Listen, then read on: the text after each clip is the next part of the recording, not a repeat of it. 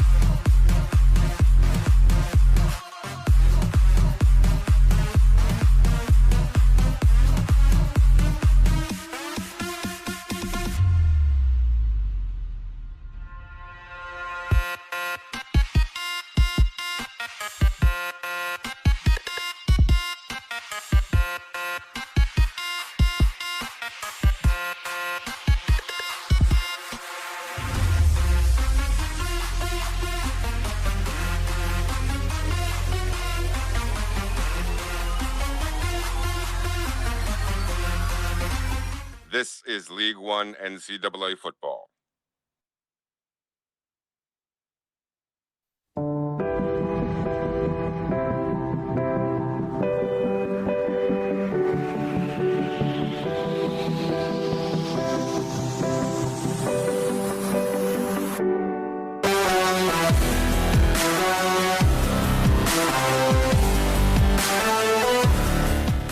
Well, ladies and gentlemen, welcome to the last college game day here of season 15 of League One.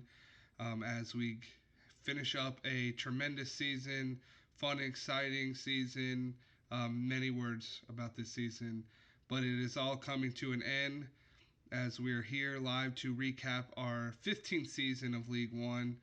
And here with me, like always, is Coach Spector of the Syracuse Orange. Afternoon, ladies and gentlemen. Happy to discuss all the goings-ons of season 15 for League One. It's that time of year. It's an exciting time of year. We've got a lot of things in store for you. We're going to talk about some bowl games, some user results. We're going to talk about the final top 25 polls, as well as take a look into how teams did this season and how they might do next year. So, of course, we will start off here. We're going to jump into our user bowl games to see the how our users. That's right. Going into ESPN scores and schedules, taking a look at the bowl season recap. We've got several user games to talk about. What's the first one on tap, Coach? The first one I have here on tap is the Navy midshipmen in the New Mexico Bowl against Penn State, where they won that game 42-31. Yeah, I covered that game. Did the play-by-play for it. It was a really well-fought game. Penn State had the lead early and had the lead at the half, but Navy dominated the second half. It was 28-21 Penn State at the half, And you see there 42-31. That means Navy won the second half 21-3. Did an excellent job there in the second half. The big play was the pick six interception returned by Jones in the third quarter. That put Navy up for good, and they weren't looking back after that. It was a game that had a couple of turnovers, three between the two teams. Navy turned the ball over twice, but they were able to outrush Penn State 185 to 113, and they did a good enough job through the air to hang with Penn State and stay balanced. And yeah, it was a good second half effort that won the game for Navy. They're going to finish 9-5 on the season, and that'll drop Penn State to 6-7 as losers of the New Mexico Bowl. Yeah, and it's a great way to cap off a pretty great season for the midshipmen. At being those military institution schools, they have a hard time bringing in good recruits most of the time because these guys are not just signing a letter of intention for 4 years to go to school. I mean, these guys are joining the military, so it's tough for these guys to be so competitive with these big schools like Penn State that these kids don't have to give 4 years to the school and then a military career or 4 years of career afterwards. So props to see Navy doing well in the recruiting world and having a good season like this and beating a prestigious school like Penn State. And it was a great game. You gotta love to be able to have the win, losing the turnover battle, and it really looks a lot to credit to Navy's defense. The big thing I like to see here is that 1 for 4 in third down conversion. So they're able to get Penn State to third downs, and they're getting their defense off the field. And twice Penn State tried to go for it on fourth, and they were able to get a stop one of those times. So the defense really coming up in big situations for the midshipmen and helping them to get this victory and to win the New Mexico Bowl. So the next game I have on my list here of all the user games was the famous Idaho Potato Bowl, which was our only user versus user bowl game. We had a lot of hype around it, being the fact that it was a user versus user matchup. But as you see, the final score wasn't too much hype in the game. A kind of one-sided game as ECU takes down Buffalo 45-3. Yeah, not a very close game. I was able to catch that game on TV, and it wasn't very pretty. Buffalo turned the ball over three times, and ECU was 7 for 9 on third down, and that's a recipe for a low rate of success. If you turn the ball over three times, and if your opponent is close to 80% on third down, you're going to have a hard time winning that game. And the proof bears out. ECU 320 yards of offense to Buffalo's 134. They were able to hold Buffalo under 150 yards of offense. Outstanding job by ECU's defense in that regard. And this was a game that got away from Buffalo early, and they weren't able to reel it back in. It's unfortunate, obviously, to finish the season on that kind of note. But credit to Buffalo, they never gave up fighting. They got their points on the last play of the game, able to get the field goal through the uprights as time expired and avoid the shutout. So a good performance by ECU, um, and a performance by Buffalo that doesn't do their season work, their body of work for the season too much justice. You're looking at a team that won 10 games this year. And if you had told me at the beginning of the year that Buffalo was going to be ranked and win 10 games, I'd say that's a pretty good season. For East Carolina, they get their 11th win. They guarantee themselves a spot in the polls, and that's a great, possibly final victory for Coach Brack at East Carolina, as he may be looking to move here in the offseason if he gets an appealing offer. Yeah, we'll have to see about that. I had a chance to talk to the coach. We'll have the ticket up for that later. But yeah, he could be on the move. But this was, like you said, just really one-sided game. Um, Pretty much Buffalo can't get anything done right, and ECU is just clicking on all cylinders. The quarterback, see 25 for 28. I mean, barely throwing an incomplete pass. And it's really hard when you're making mistakes and the other team's not to stay in the game. But yeah, it really wasn't a good testament to how Buffalo played all season. These guys played hard. They played good football all year long. And I have a feeling that losing that second time to Central Michigan kind of just probably brought down the morale of this team and probably didn't come in ready for this bowl game because they probably really wanted to win that MAC championship to try to get the revenge and failed in doing so. And you know how it is. Sometimes these players just have a hard time kind of letting go of things, and things started not going their way early and just kind of pulled themselves out of the game early. But Buffalo still had a tremendous season. Really happy. I mean, you can't be upset with a 10-win season, and obviously, like I said, ECU winning 11 games. This is a really great season. Don't want to take anything away from ECU winning this game. They played pretty much lights out, and we're ready for this game. Players were ready, and they came out and made a statement as as possibly Coach Sprack's farewell trip. This could have been a statement game right there for him. So next game we'll Yeah, just oh sorry Coach. exciting game. Yeah, it The was. Poinsettia Bowl had one of those. I think before the bowl games, you said that the ACC was having a down year, except for Virginia, is how you put it. You said some of those teams weren't really performing that well. That were normal powers in the ACC. How'd the Poinsettia Bowl work out?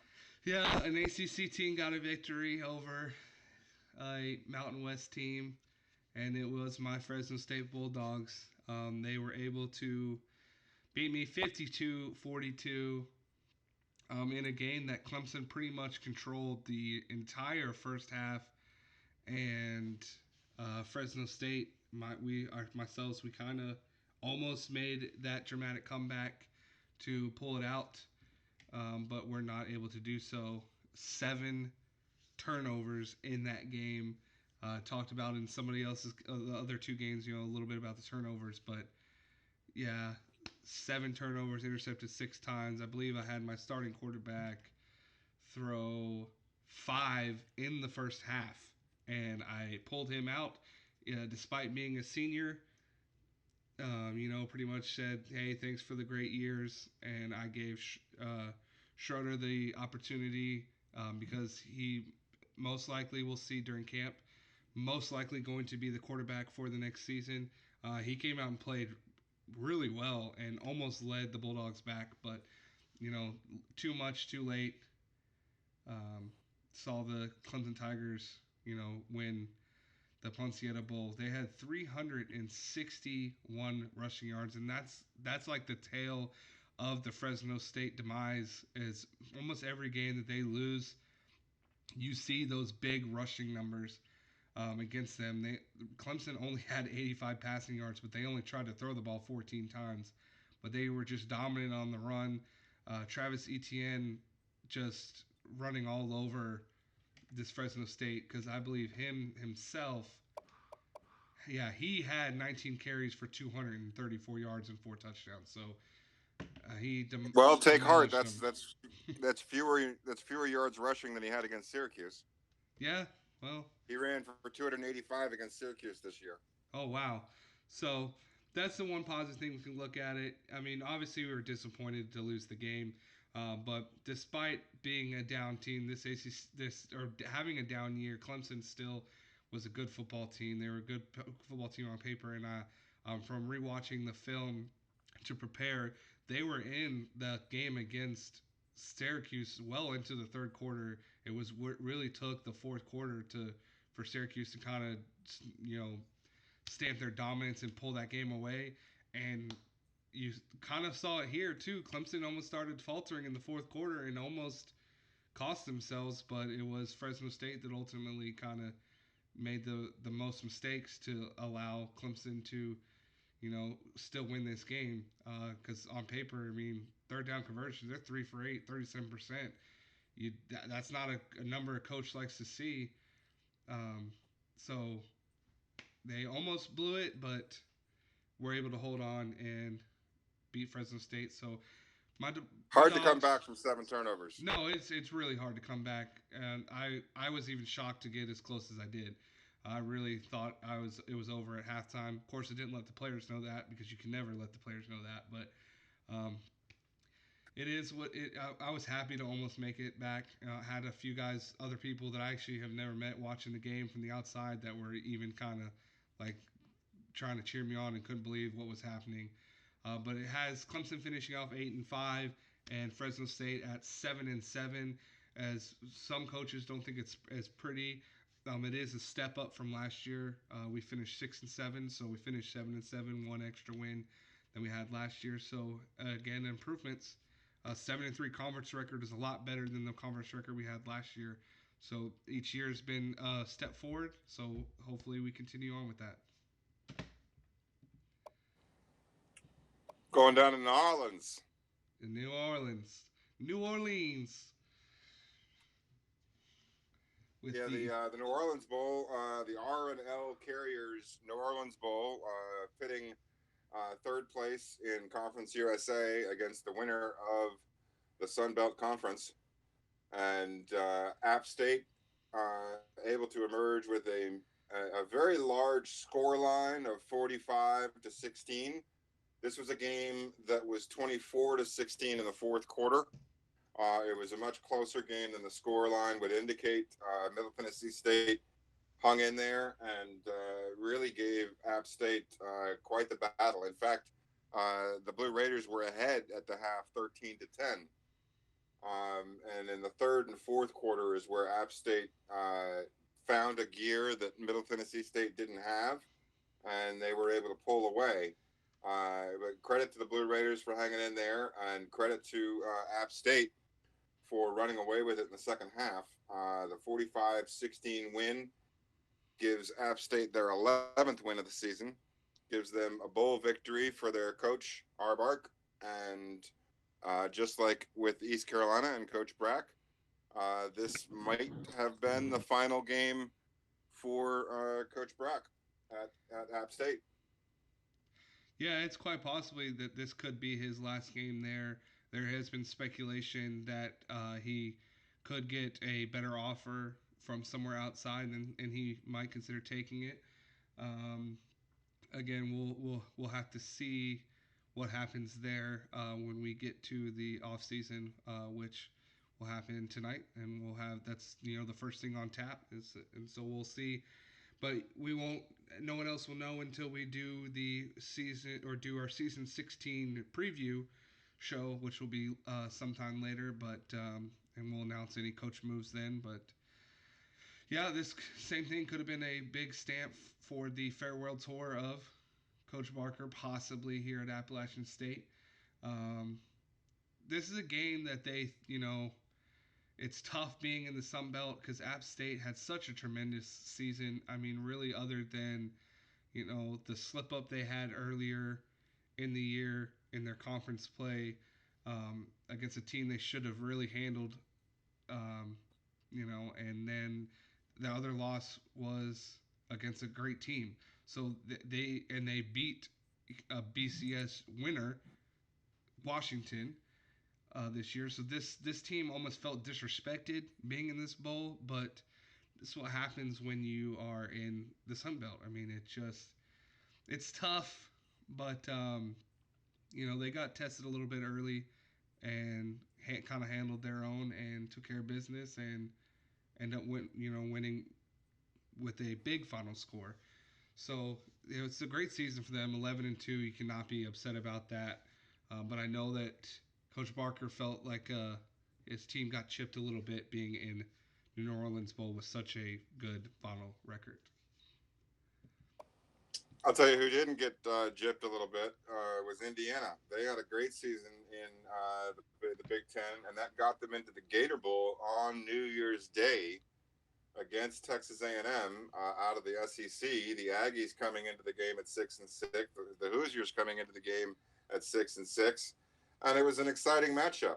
Indiana used a 28-point second quarter to take the lead into the half, and salted it away in the second half to come out with a 38-24 victory.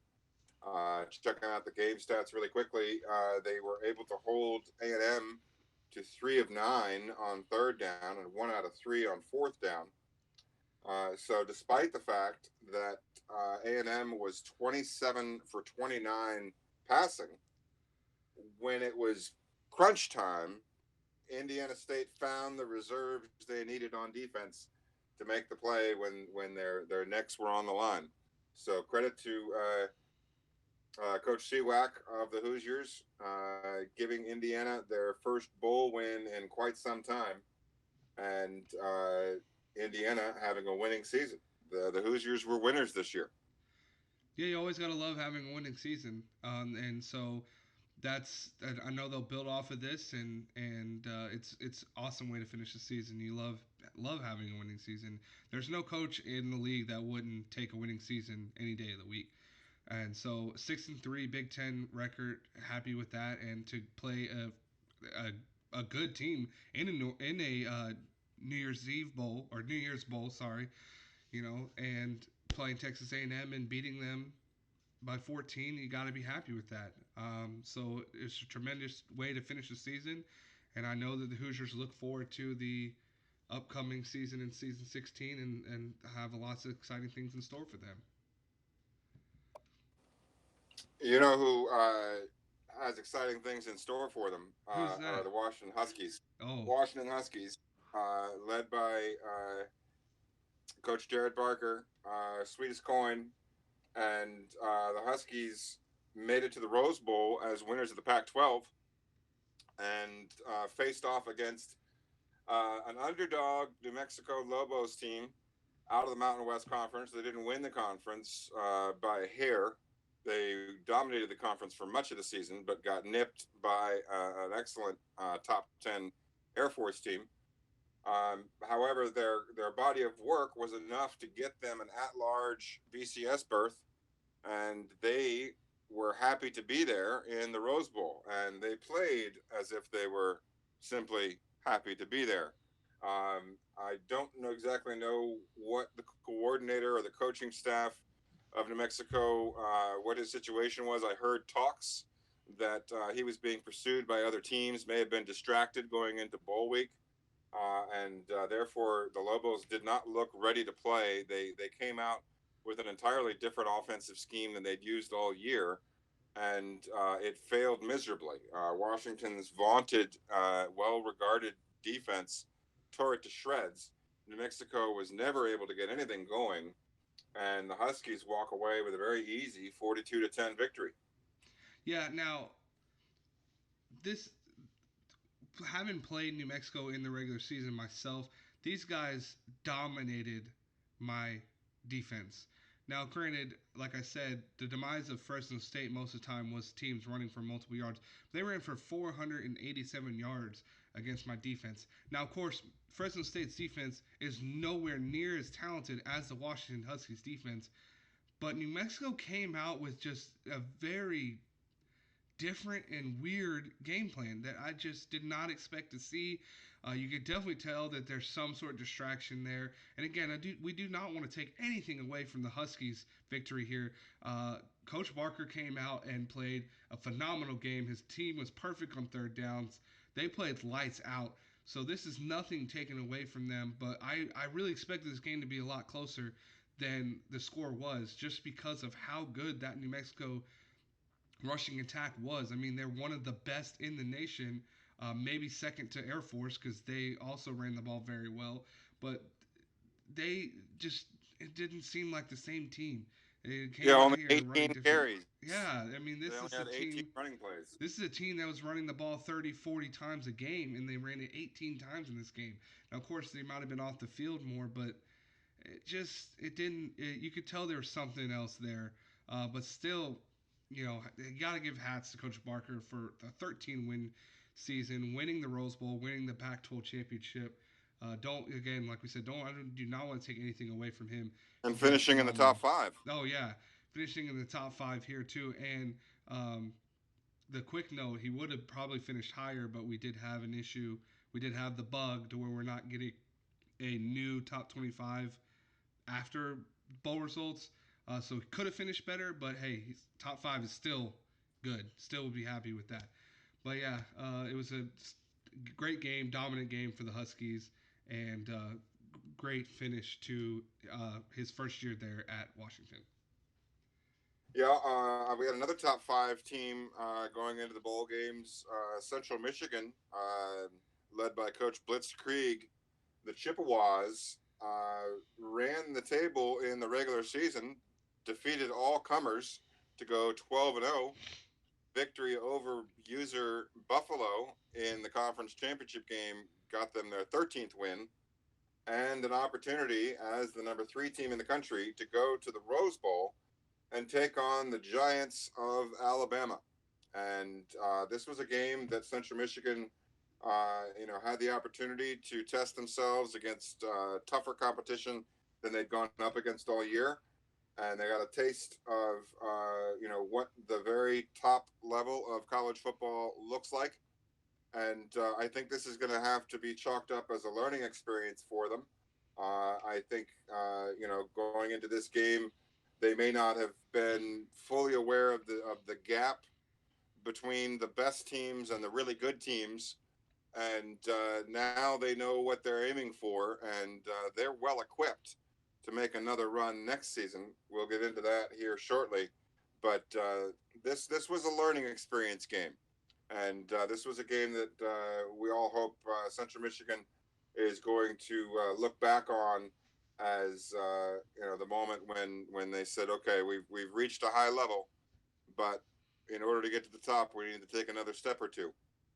Alabama wins the Orange Bowl 48-19 in a game that Central Michigan was actually in deep into the second quarter. It was a game where Alabama was threatening to run away with it, but Central Michigan was doing a great job of hanging in there, and they were within, I believe, a score or two right before the half, but then a couple of very costly turnovers in the final 2 minutes of the game.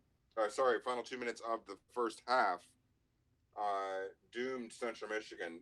It was a one-score game with 2:12 remaining, but a couple of turnovers by Central Michigan in that 2-minute drill, maybe trying to make a little bit too much happen with a tight window against a good team, and that deficit they were never able to overcome in the second half. Although they did fight hard, they come up a little bit short and fall to the Crimson Tide, 48-19. Yeah, it's a tough one. You never want to lose. I mean, no coach wants to lose any game. And you go 13-0. You have all this momentum riding on you. They almost thought they had a shot. Central Michigan was almost saying like, hey, why not us? Talking about national championship because they did. I mean, they had a great year and they were up high ranked, pretty well towards the back half of the season they were up there high ranked, so they were trying to make an argument, but then the showing here in the Orange Bowl kind of hushed some people up, saying like, hey, this is why you didn't get the national title. You weren't even able to beat 10th ranked Alabama team, but this is still a good Alabama team, and like you said, probably a very good learning experience for Central Michigan that played. I mean, they played good all season long. Obviously, again, you're going to be happy with a 13-1 season, winning their conference championship and getting an invite to the Orange Bowl. It's always a great thing. As much as I know that Coach would have liked to have won the bowl, because you never want to lose, but still a phenomenal end of the season to be 13-1 and give Bama a 10-3 finish. But it's going to be tough to beat those good teams, regardless of the record. Doesn't matter. I mean, this is still an Alabama team, and I know as Top well. It's 10, yeah, it top was. 10 Alabama team. It's still I same thing you said in my game. Um, had got too aggressive, thought that the game could got out of hand, and instead of being level headed, kind of tried to push things.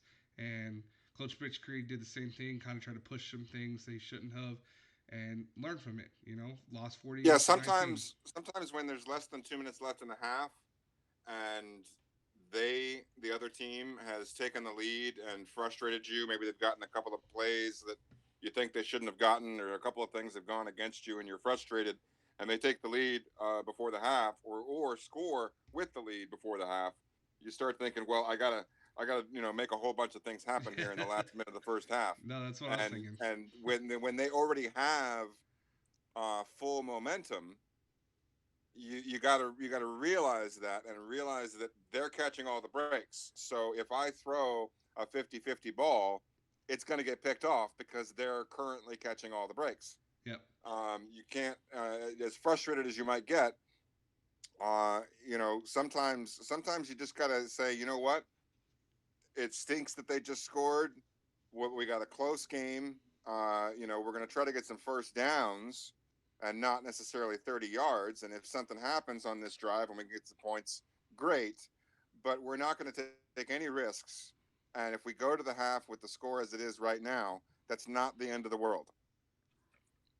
Yep. Hard pill to swallow for many coaches, but that's why us coaches that have done that weren't in the next game that we're going to talk about, and that is the BCS National Championship, which was one hell of a game. It was the first game that had really, well, besides the very first game Syracuse played, the only game that came down to the very end that really pushed this Syracuse team to the limit. And it was one of the games for the ages. It was a 27-24 game that saw the Syracuse kicker kick a field goal as time expired to win the game, and it was just, I mean, like I said, it was one of the games for the ages. Hofrichter was able to put on the Superman cape. He was able to be the hero and put that ball through the uprights to give his team back-to-back national titles. And man, oh man, this game was super exciting.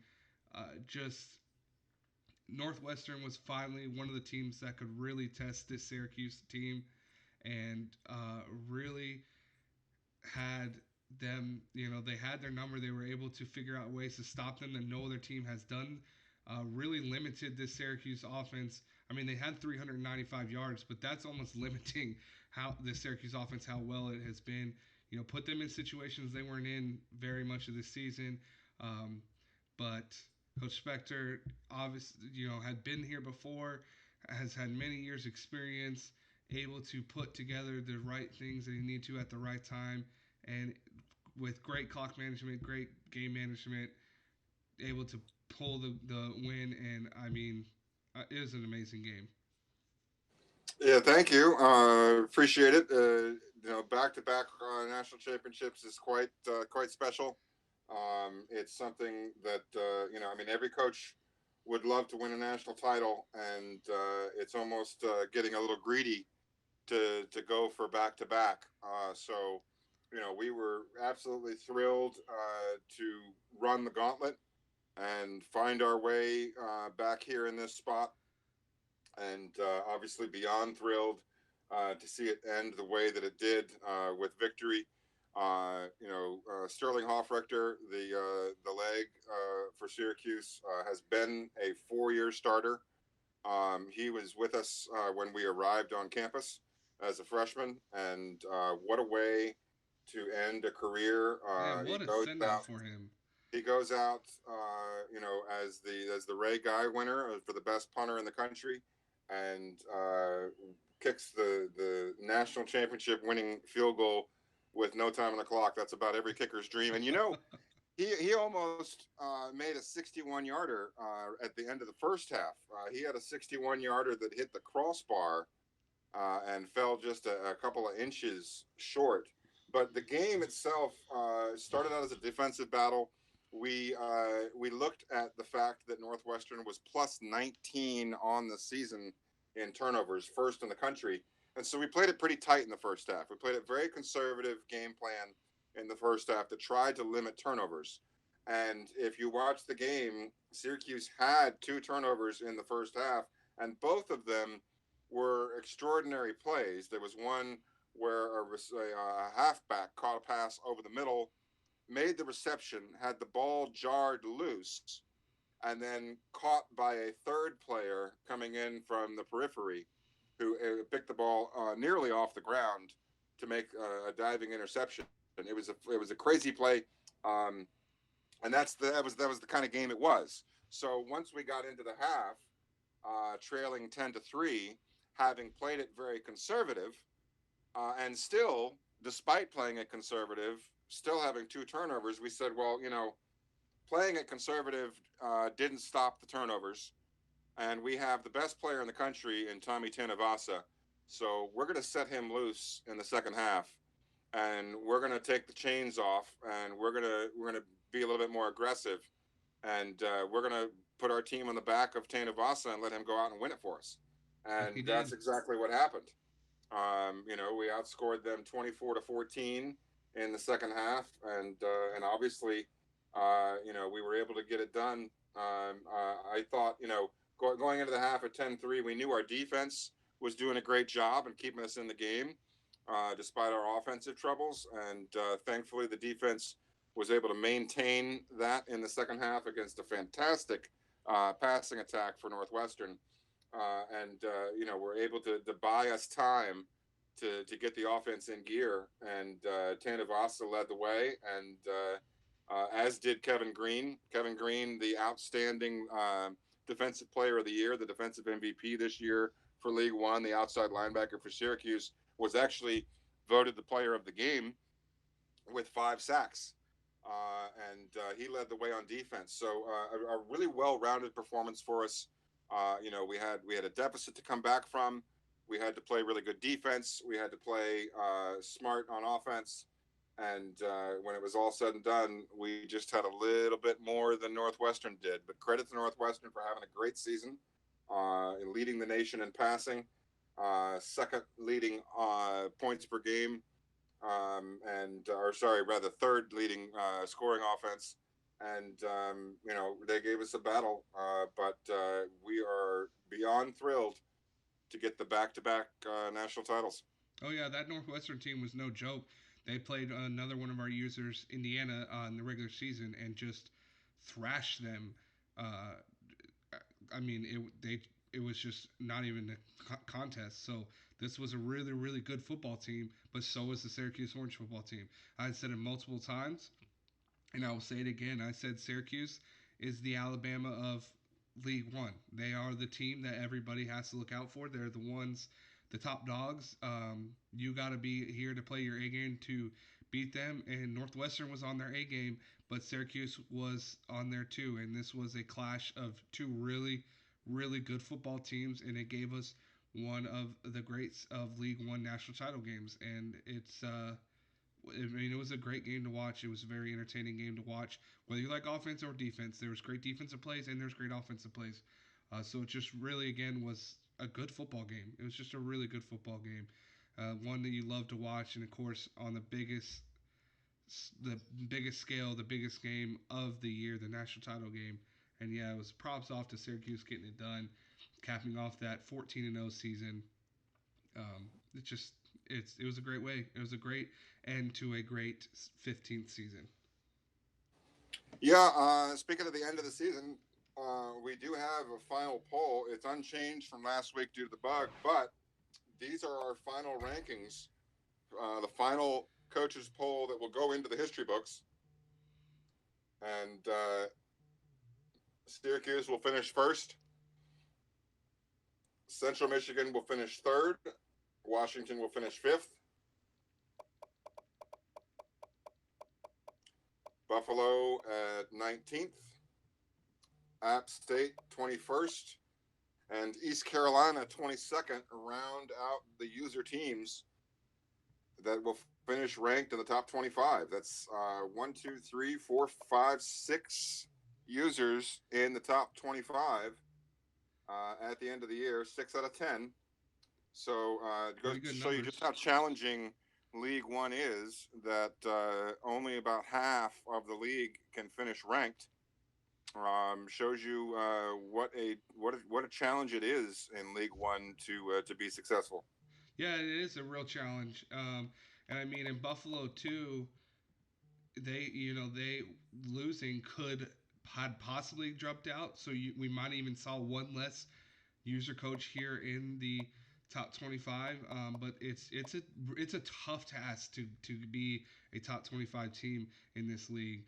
So for any user that makes it and can stay in it, I mean, it's you got to give hats off to them. So our users that have made it here, that have solidified their spots, they did something that is really really hard to do, and it's I've done almost two complete seasons, and I haven't even come close. This was the closest I got, but then lost the conference championship game and then lost the bowl game to really pull me away. But yeah, it's no joke for any outsiders looking in. I mean, yeah, this is a tough league. Exciting that we had three users in the top 25. We had a fun discussion in the closing weeks about who may or may not have chances at what bowl games and what championships. And we had a few conference winners. Speaking of conferences, if we go over and take a look at the final positionings for teams within their conferences, looking at the ACC as a whole, we see Syracuse there in first place with the undefeated season, and Virginia an admirable second. They'll finish ranked 12th on the year. And in the American Conference, East Carolina finishes 8-1 as conference champions, just a hair ahead of USF, Tulane, and Navy, pulling up a strong fourth there. Although Navy did qualify for the conference championship game, it was that half game behind Tulane that is a product of their losing the conference championship game. So in the standings, they will technically finish fourth on the season, but an excellent season by the midshipmen. And then in the Big Ten, another one of our user conferences, we see there Northwestern went 10-0 in the conference, including the conference championship game. Ohio State and Michigan, as always, ever present near the top of the standings. Indiana in a three-way tie for fourth, and they're on the top of that heap to take possession of fourth place in the Big Ten at 6-3, a very quality record for the Big Ten. Yeah, absolutely, very great quality record there, and I believe they beat both that Michigan State and Minnesota. They might. I don't know if they played Minnesota, but I know for a fact they beat Michigan State. So it's quality there to be number 4 in the Big Ten. The next user conference we had was the MAC. As you see, Central Michigan finishing up there first as the 13-1 as they won the conference 9-0 in the conference record. It shows Ohio as yellow because that is a user or was a user coach that has retired, and per League1 laws, we keep the user there for a whole entire season to give the coach a chance to finally decide if they're retiring. So that was a user coach, but did not have a user coaching it all season long. And Buffalo finishing there in fourth, with similar to the Navy game, was actually in the conference championship game, but because of that 6-3 record, putting them in the final polls as fourth place there for the conference. We go to the Mountain West, where Air Force finished it in first with their 10-0 conference record, winning the conference. New Mexico there in second. Fresno State finishing in third, where again was in the qualified for the conference championship game, but due to the 7-3 record, going to finish in the final polls in third, followed by a very good UNLV team in fourth. You go down there to the seventh place, where we had Hawaii finish seventh with a 4-5 Mountain West record. And the Pac-12 saw Washington be 10-0 in the conference to win that one first. Stanford in second place, which was in the same side as well as Cal, the team they played in the conference championship game, finishing all the way down in ninth place in the Pac-12. They played USC in that conference championship game with the 4-6 conference record So you see the difference between the sides there in the Pac-12, as the champion is ranked first and the team they faced is ranked ninth. And the last um, user conference that we have is the Sun Belt, where Appalachian State had won that. There is no conference championship game in the Sun Belt due to only having 10 teams. So they were deemed the conference champion based off of their regular season record at 8-1. And they were finished off first with Arkansas right there in second, which their game, or Arkansas State, and the game that which they had played them at the end of the season was deemed a conference champion because the winner of that game would have been the conference champ. So in a sense, they had a conference championship game, but they didn't have a quote unquote conference championship game. But great finishes to all of the conferences and all of the coaches. Indeed, Coach. I'm going to give you a second to take a look at your text and take a minute to congratulate all of our coaches on a successful season. We had a number of coaches that punched above their weight. We had a number of coaches that took another step. And I, for one, am more than excited to see what next season holds. Yes, we have a lot of exciting things to come in the upcoming season. Yeah, I cannot wait for that. Was going to dive into more of how we think each team's going to finish up next year, but to try to really with time constraint, we'll hold that for our season 16 preview. We'll kind of look at how we think all the teams will do there. So the last thing we have, well, not the absolute last thing, we're going to go through and look at our All Americans. We're going to look at our first team All Americans, our second team, and we'll look at the All Freshman team. So the first team All American NCAA team, you see, no surprise, is Tenavasa is the quarterback on the first team All American team for the user, and are the two running backs on the first team. Jonathan Ward, there out of Central Michigan, user running back, and Salvan Ahmed out of Washington, making the first team. The two first team All American wide receivers, James Lofton out of Syracuse and Riley Lees out of Northwestern.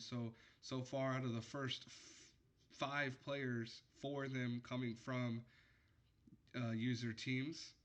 And both these receivers were excellent for their teams, and both were playing in the national title game, so it was great there. Tight end, the first team All-American tight end, Mark Bavaro out of Syracuse, being the first team All-American at tight end. Moving to our left guard position, Walker Little out of Stanford to be the first team left guard. Left tackle. First team left guard, Colin Byrne. I'm probably saying that completely wrong, but it's all right. We'll move forward. The left guard out of Syracuse is the first team All-American. Then Nick Brahms out of Auburn is your first team center. Nick Urban from Northwestern, the right guard. Gunnar Vogel, Northwestern's right tackle. So you see the great offensive line there from Northwestern helped to see their success. Now we move on to the defensive side of the first team All-American team. Levi Onwuzurike out of Washington is the first team left end. Lanston Tanny out of Appalachian State is the first team right end. DeAndre Dill, Central Michigan, starting D tackle, first team there. A lot of users in these positions as the All-Americans. Then the other defensive tackle, Grant Gibson out of NC State. Now in the linebacker position, the left outside linebacker, Kevin Green out of Syracuse here. Another left outside linebacker, Josh Marsh out of Auburn. Middle linebacker, Ron Underwood from Central Michigan. Now we get into the cornerback position, some of the secondary. Roderick Campbell out of Northwestern, Cordell Hudson out of Syracuse, Smoke Monday, the free safety from Auburn, Devontae Reed out of Central Michigan, strong safety, first team All American kicker Andres Carlson out of Auburn, and the punter Sterling Hofrichter out of Syracuse, and the first team returner, not our returner of the year from Hawaii. It's actually Michael Schumacher out of Syracuse to round out the first team All American team here. And you see a lot of users. We have 1, 2, 3, 4, 5, 6, 7, 8, 9, 10, 11, 12, 13, 14, 15 players from user teams rounding out the first team All Americans.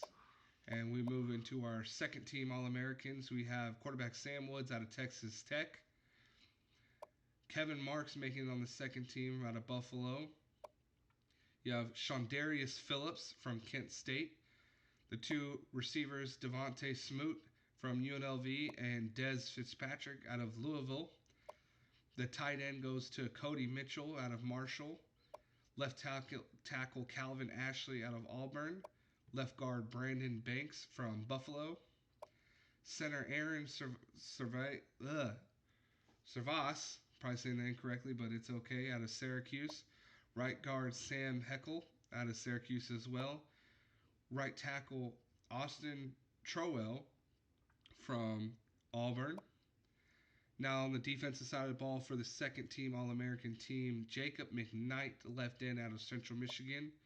Mike Danny, right end out of Central Michigan. Mike Williams, defensive tackle, Stanford. Chris Wiest, Buffalo, defensive tackle. You got Edward Pittman from Texas A&M, left outside linebacker. Troy Henderson Jr. from Syracuse, middle linebacker. Right outside linebacker Django Glacken from Northwestern. Sean Wade, cornerback from Ohio State.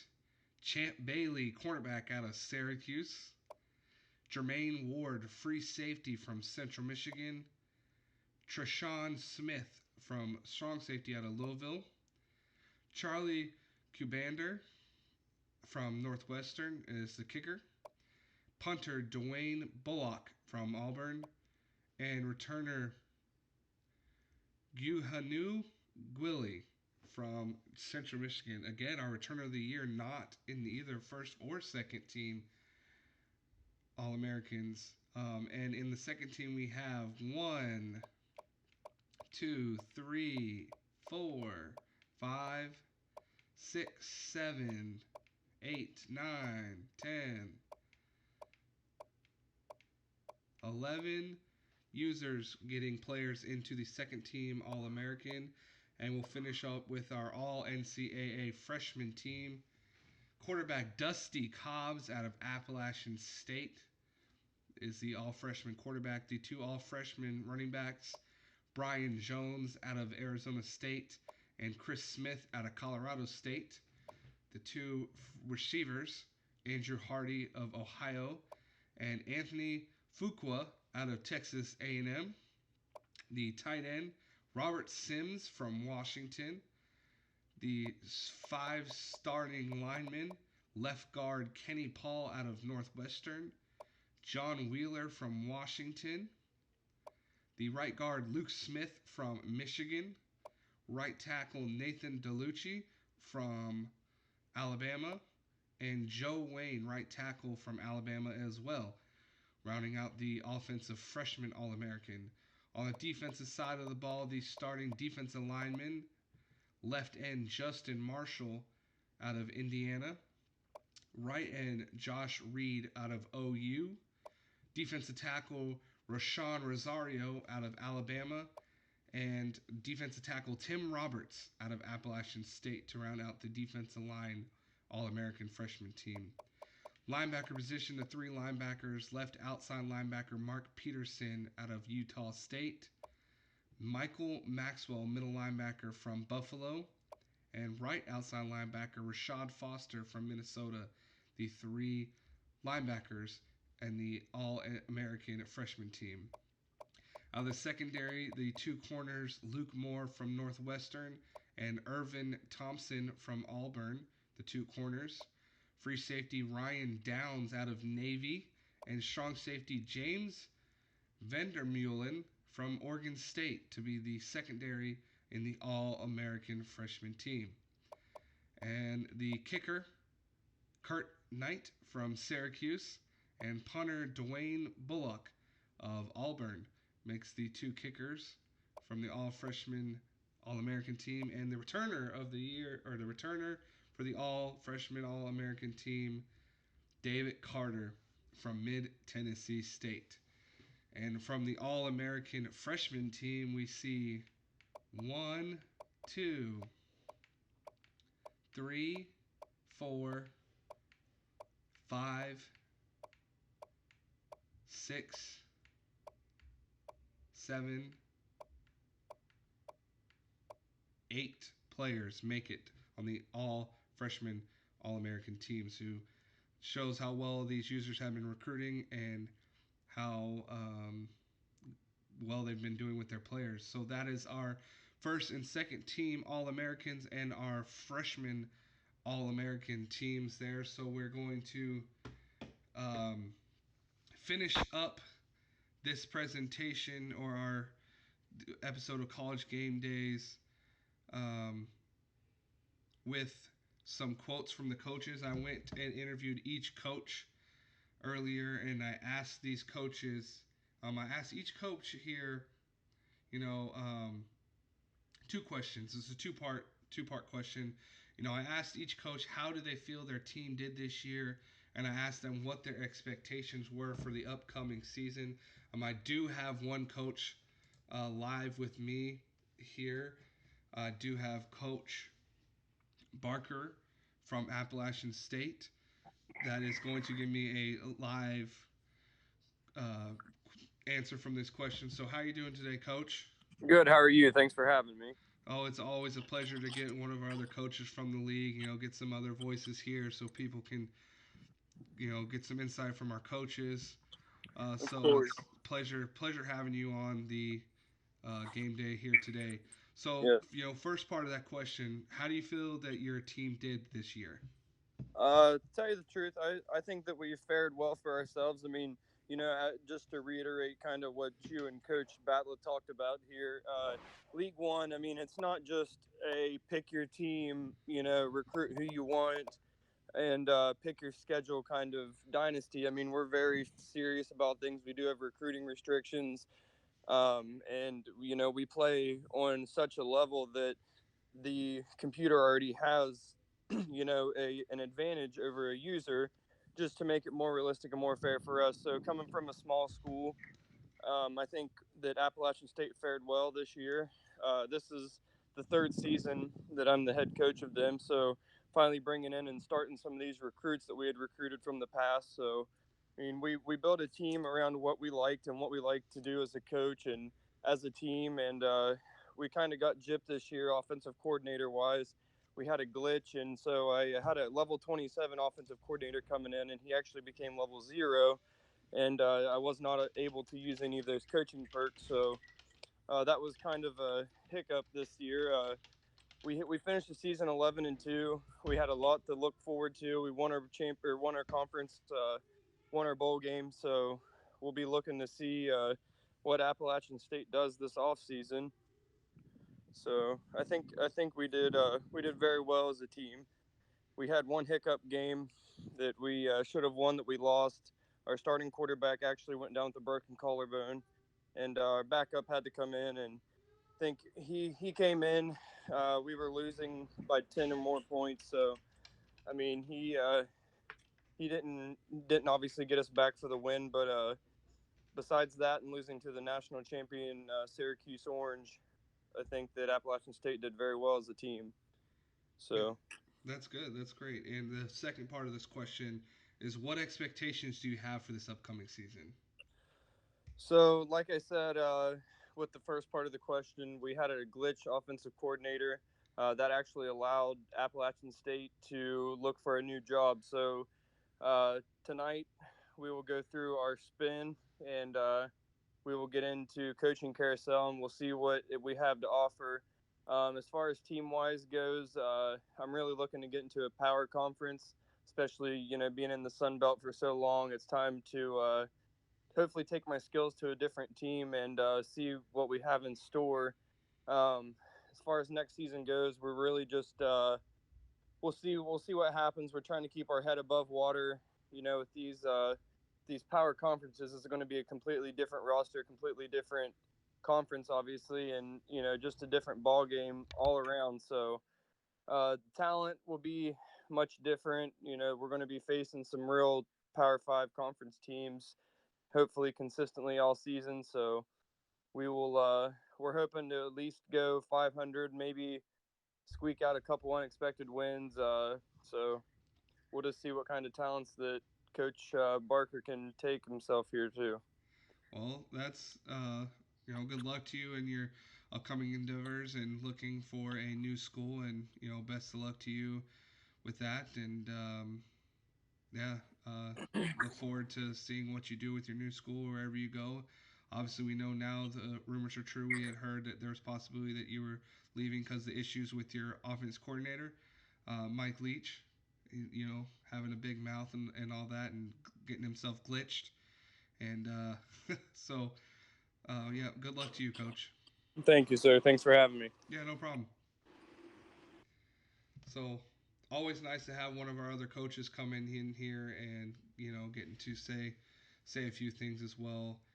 But like we said, rumors were true. There had been some speculation that he was going to be leaving Appalachian State, and it has now been confirmed that during this offseason, Coach Barker will be looking for a new position to take his talents to.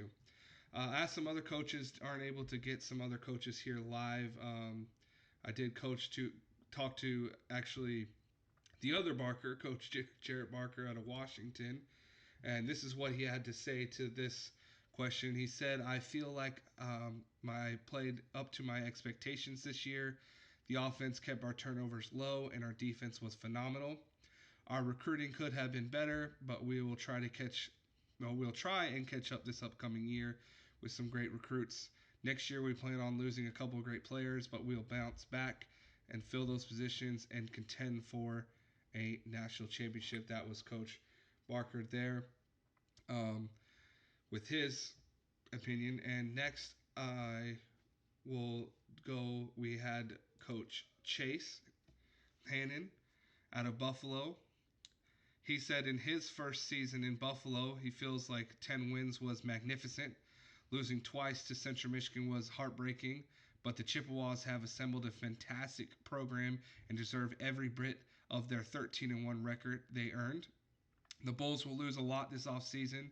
We'll proudly graduate over 20 senior players and hope to continue that tradition of excellence in the upcoming draft.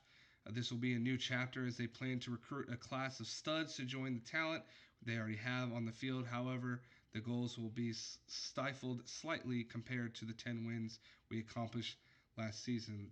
That was my interview there with Coach Hannon to kind of break away from some of the interviews of coaches that were not able to physically be here. I myself thought the season went pretty well. Didn't have super high expectations after going 6-7 in my first year at Fresno State. The main two goals for me was I wanted to win the West and I wanted to beat San Diego State after the embarrassment I faced against them my first season. So was able to beat San Diego State. So that was goal number one. Was happy about that, and I won the West. So I accomplished two big goals. One of my outside extreme goals was to try to not only win the West but win the conference championship itself. Did not do that, so that was disappointing. But also wanted to win my bowl this year as well. But again, I was in the Ponciana Bowl matchup against a opponent that was a lot better skill wise than myself. So they were able to beat me. And so I missed a couple goals, but ultimately was pretty happy with how things went. Definitely took steps forward, finishing 7-7 rather than 6-7. and had the 7-3 conference record, or 7-3 conference record. So was very happy with that. Expectations I have for this upcoming season, I do want to take another step forward. Having won the West, I am definitely wanting to do that again. And this year, I want to win the Mountain West Conference Championship game, and I want to win the bowl. I want to have a better than 500 record, because I've able to accomplish it this year. So I expect us to be able to do that. I really do think we have a good shot at winning the Mountain West. Losing a few players, but I think I have the transfer receiver Ronnie Beard that was unable to play due to league restrictions, had to sit out the season. So having him come in would be an instant impact, I think, on the offense. We did lose Stephen Comstock, but I think the way Schrader played in the game against Clemson, I'm sorry, he showed that he can lead this team. Um, I have my two JUCOs that'll be seniors. I think they'll be big. I just think we'll overall improve to be a better team than we were this year, and I think this can be a special season for Fresno State. Next one, we'll go back to coaches that I was not able to have come on live here. Coach, our coach out of Indiana, this is what he had to say. He said, "I think our team did just enough to get by this season. Glad to cap it off with a bowl win. Next year, the defense is looking a lot stronger up front, which should help us versus the top 10 teams and users. Offense is going to be more mobile, and will have to be with the offensive line not being as good." Got to talk to Coach Brack, another one of our coaches that we had speculations of leaving, and this is what he had to say. He said, "I was happy with the season. We accomplished our two main goals, which were to win the conference and have a 10 plus win season, which they won 11 games. Looking forward now, ECU has a bright future, but not sure if I'll be the one to see it out here." So adding a little fire to the fuel, or flame, or sorry, adding a little fuel to the flame there, that Coach Brack will be heading elsewhere, and then ECU. But you won't know that until we have our season 16 preview. So look forward to that coming in the upcoming weeks, or it should be a week or so. And the last coach that I was unable to have come on here was Coach Spencer Luce out of Central Michigan, and he had a lot to say about his team. He said he was extreme. He said, "I am extremely pleased with our performance this year. The team came together and showed to the world that CMU isn't just some backwoods nobody, and more than a pick a direction Michigan University. We are a program that can compete with the heavyweights. Our hard work to make small incremental growth over time has made us a contender. I could not be more proud of and more grateful for everyone involved with the program, and that includes Coach Bautla and Coach Ninja for their consulting on making CMU better. I also want to give a shout out to my fellow MAC coaches for challenging us and pushing us to be better. They made us earn every yard this year. Buffalo, in particular, is a hell of an opponent, and I look forward to our future games. We expect to be a conference champion contender this upcoming season. Although it is unlikely to go 13-1 again, we realistically predict to be at least at a 750 win percentage on the season." And that was Coach Luce of the Central Michigan Chippewas. And the very last coach, I had two coaches I was unable to get a hold of. Coach Carter out of Hawaii, I was unable to get a hold of him, and Coach Ninja out of Navy as well, was unable to get a hold of him. So the last coach I have here, you've already heard from him. Um, he's here to say his piece. Coach, what do you think? What is or sorry? How do you think your season went this year? Well, any season that ends in a national championship is an unmitigated success, and to do back to back is special. And we appreciate every win that we got this year. Some of them were more hard fought than others. In particular, the final hurdle was a tough one to climb, but we're happy to get through it and happy to emerge on the other side of what was a long marathon. And we got to the finish line and did what we set out to do. So we're very happy about that. Okay, and then the next question that we asked all coaches: what is your expectations for this upcoming season in season 16? It's going to be interesting because we are actually losing an awful lot of big name players. We're going to lose. It's extremely likely that we'll lose Bavaro at tight end. We're definitely losing multiple excellent receivers. Might lose Lofton to the NFL draft. There's a very good chance that the captain of the team, Tommy Tanavasa, could be heading on to play on Sundays, as he is highly rated and could go in the draft. So we're losing an awful lot of talent.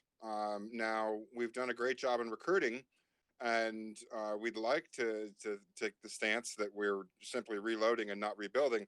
But to be honest, there are enough positions where we're taking a 7, 8, sometimes 9 point hit, that we are not going to be as strong next year as we were this year. I don't believe so. I think we might take a half a step back. I think that we have weapons. I know our offensive line will be the strength of our team, and that's a good strength to have. But without Tanavasa, without Lofton, without Bavaro, it's tough to know exactly what we're going to get out of the offense. And we don't even know who's going to be our quarterback next year. There's two candidates between Culpepper and Tarkenton who may ascend to that position. Defensively, we're bringing some guys back, but we're also losing some key cogs. I think we're not losing as much on defense, and that'll be really helpful. We're hoping that we have enough weapons on defense to contend. I think our goals, our realistic goals, will be, as always, to try to win the ACC, and then beyond that, we'll see where the chips fall. It could be an off year for Syracuse next year. But the players that we have, we're going to band together and put our heads down and put the nose to the grindstone and see what we can come up with. See if we can rally behind that offensive line and get our job done. Well, there you have it from Coach Batla. You heard it from him. If you want to take a shot at him, this might be the year for some of our users to maybe try to take down the giant, having been now back-to-back national champion winners at Syracuse. Again, thanks, Coach, for being able to come back. I know you have some important things to take care of, so I was glad to have you get back here on the show. Yeah, always happy to be here on College Game Day, the voice of League One. Absolutely. So that is going to be it here for us, guys. Thank you for tuning in. This was an awesome season. Glad to have it. Season 15 is now pretty much in the books. Definitely is for College Game Day as it goes, as this is our last running episode of the 15th season. So again, thank you all for tuning in to watching my streams for Fresno State. If you've checked out Coach Ninja's streams as well, if you've ever been on our website where we keep all of our past film and all of our history, all is on that website. I've also streamed some of our other user games via Hangouts and my streaming service at the same time as some of our other user games. Thank you all for tuning into those. We really do appreciate it. That's it. I'm Coach Short or Coach Silent Storm, Fresno State, signing out here.